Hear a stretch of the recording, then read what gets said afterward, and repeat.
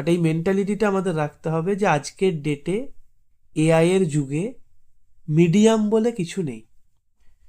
Either টপে যাও, তা না হলে যেটাতে মনে হবে আমি টপ করতে পারবো সেই জায়গাতে যাও, সোজা কথা। ঠিক আছে? কারণ এখন একটা সময় আসছে সবার কাছে ইনফরমেশন আছে, কিন্তু সবার কাছে ইনফরমেশন আছে।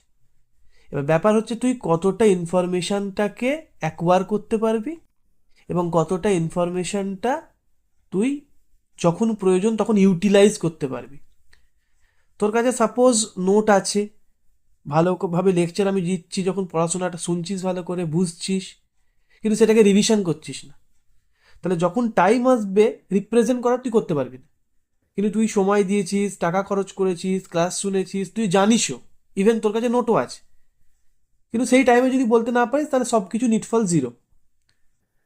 এইটা আমাদেরকে বুঝতে হবে প্রথমত, যে আমাদের সবার কাছে সব কিছু অ্যাভেলেবেল থাকা সত্ত্বেও যদি আমরা সেটাকে অ্যাকোয়ার না করি, মানে এই যে জায়গাটা আমাদের ব্রেন, এই জায়গাটাতে সেই জিনিসটাকে যদি নিয়ে না যেতে পারি বা সেটাকে যদি কালচার করতে না পারি, আমরা একটা খুব টার্ম পড়ি মাইক্রোবায়োলজিতে, যে কালচার মানে হচ্ছে একটা স্মল স্যাম্পেল থেকে আমরা মিলিয়নস অফ ব্যাকটেরিয়াকে গ্রো করাচ্ছি। কেন করাচ্ছি? তাদের বায়োকেমিক্যাল করব, তাদের স্টেন করব, তাদের ফার্দার সাবকালচার করে আবার তাদেরকে বাঁচিয়ে রাখবো দীর্ঘদিন।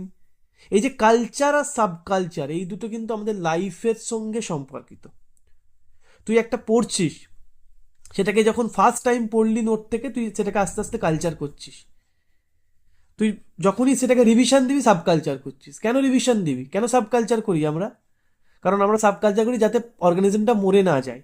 একটা স্পেসিফিক টাইমের পর যদি আমরা মিডিয়াটা চেঞ্জ না করি, সেখানে আর কোনো নিউট্রিয়েন্ট থাকবে না, তাহলে মাইক্রো অর্গানিজমগুলো আর বাঁচবে না। তখন আমরা কি করি, তাদেরকে আবার একটা অন্য মিডিয়াতে দিয়ে দিই। মানে কি, তাদেরকে আবার নিউট্রিয়েন্ট দিলাম, আবার তারা সেখানে কিছুদিন বাঁচলো, আবার সাবকালচার করলাম। সেরকম আমাদের থ্রু আউট আওয়ার লাইফ আমাদের একটা মেডিকেল টার্ম বলা হয় সিএমই। সিএমই মানে হচ্ছে কন্টিনিউয়েশনস অফ মেডিকেল এডুকেশন। আজকে আমরা যেটা পড়ছি, আজ থেকে 2 বছর পর সেটা চেঞ্জ হয়ে যাবে। তুই যদি আজকের ডেটেই পুরানোতেই পড়ে থাকিস তাহলে কি করে হবে? তোর ব্রেকআপ হয়ে গেছে, এখন তুই যদি নতুন গার্লফ্রেন্ড বা বয়ফ্রেন্ড করার পরও তাকে সেই পুরানোর গল্পই শোনাস বারবার, তাহলে সেও টিকবে না, সোজা কথা। একটা জায়গাতে তোকে ছেড়ে আসতে হবে, তারপর তোকে আপগ্রেড হতে হবে। সেরকমই কন্টিনিউশন অফ মেডিকেল এডুকেশন বা আমাদের সাবকালচারের মতো ব্যাপারটা রাখতে হবে আমাদের মধ্যে। তা নাহলে কিন্তু আমরা লং টার্মে গিয়ে, মানে এতটাই কম্পিটিশন, তুই নিজেকে সেখানে দাঁড়াতেই পারবি না তুই। সেই জন্য শুধু পড়া না, একটা পড়াকে বারবার বারবার পড়ে আমাদের লং টার্ম মেমোরিতে ঢোকাতে হবে, যাতে তুই যে কোনো টপিক সম্বন্ধে কিছু বলতে পারিস। জরুরি নয় যে তুই সেই টপিকটা সম্বন্ধে 100% সবসময় জানবি, এটা আমিও জানি না। বাট হ্যাঁ, আমাকে এমন একটা জায়গাতে নিয়ে যেতে হবে যাতে কোনো স্টুডেন্ট যখন কিছু কোশ্চেন করে, আমি যেন তাদেরকে সেটা সম্বন্ধে কিছু বলতে পারি কমসে কম ইনিশিয়ালি।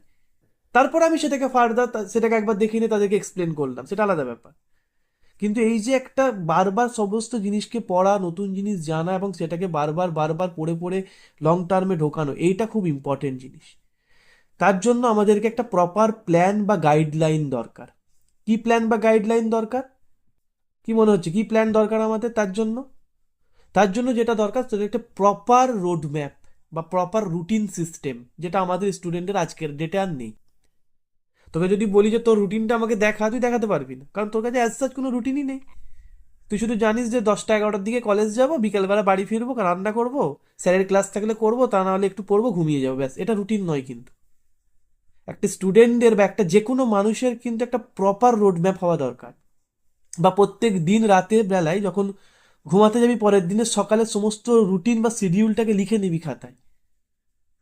ঠিক আছে? তা না হলে তো হবে না। আমরা এমনিতে একটা বলি যে সকালবেলা উঠে, আমি নিজেও ফলো করি না, যে 20-20-20 বলে একটা ফর্মুলা আছে সাইকোলজির বুকে, যে ফার্স্ট ঘুম থেকে উঠে প্রথম 20 মিনিটস হচ্ছে নিজেকে তুই একটু কিছু এক্সারসাইজ করলি, কোথাও একটু হেঁটে এলি, তাহলে ঘুমটা তোর ভালো করে কাটবে ফার্স্ট 20 মিনিট। নেক্সট 20 মিনিট হচ্ছে তোর কাজ হচ্ছে একটা খাতা পেন নিয়ে বসে পুরো ডেটাকে শিডিউল করা, যে আজকে কোথায় কোথায় যেতে হবে, কি পড়বো, কি খাবো, সমস্ত কিছু, কি জামা কাপড় পরবো, ইভেন সমস্ত কিছুকে শিডিউল করবি নেক্সট 20 মিনিট। আর লাস্ট 20 মিনিট সেখানে তুই মোটিভেশনাল কিছু বা লার্নিং কিছু পড়, রিড। আর আমরা কি করি, ঘুম থেকে উঠে চোখ ভালো করে মুছে না মুছি ফোনটা হাতে নিয়ে নিই, আরে কটা মেসেজ এলো দেখি, কালকে ছবি ছেড়েছিলাম কটা পিকচার এলো দেখি, তাহলে ওখান থেকেই তো ডিমোটিভেট হয়ে গেলাম। সকালবেলায় নেহা ফোনটা খুলে দেখলো যে লিজা একটা জায়গাতে পাথর নিয়ে, মানে পাথর বলছি, বরফ নিয়ে ছোড়াছুড়ি করছে, মানে কোথাও ঘুরতে গেছে আর কি। ব্যাস, ওর ডিমোটিভেট। আর আমাকে কলেজ যেতে হবে, এ কি সুন্দর বরফ নিয়ে ছোড়াছুড়ি করছে। বা সৌমিনী দেখলো যে লিজা বরফ নিয়ে ছোড়াছুড়ি করছে, ওরও মন খারাপ হয়ে গেল। তাহলে কি হবে? সকালবেলা উঠি ডিমোটিভেশন দিয়ে শুরু করলি তুই।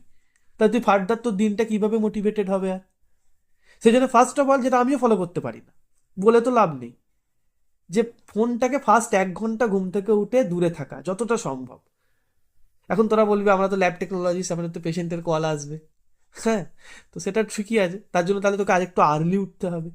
যে ফার্স্ট 1 ঘন্টা 20-20-20 তিনটে ভাগে ভাগ করে নে। ফার্স্ট 20 মিনিট একটু ঘুম থেকে উঠে এদিক ওদিক হাঁটাহাঁটি কর, যাতে ঘুমটা পুরো ছেড়ে যায়।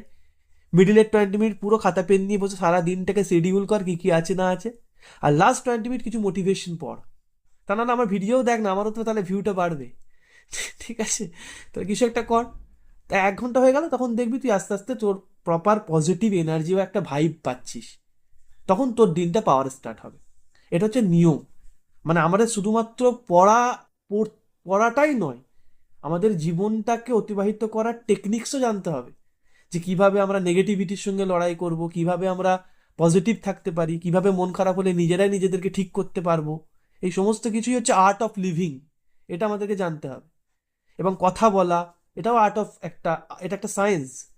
যে কিভাবে আমি আমার সামনের জনকে কনভিন্স করতে পারবো।